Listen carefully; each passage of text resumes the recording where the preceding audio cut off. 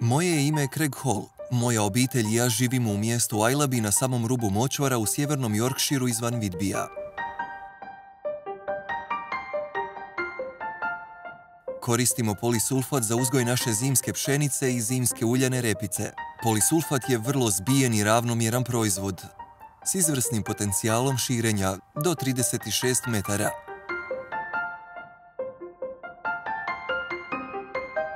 6 tjedana nakon što smo primijenili polisulfat u jesen, iskopali smo neke biljke i stvarno vidjeli ohrabrujuće rezultate sa rastom i formiranjem biljaka, kao što možete vidjeti ovdje.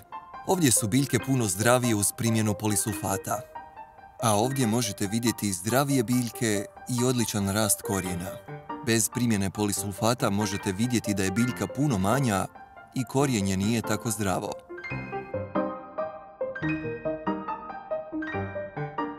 Četiri hranjiva sastojka u polisulfatu omogućuju nam da imamo dobar zasad biljke, dobar urod i, nadamo se, bolji prinos.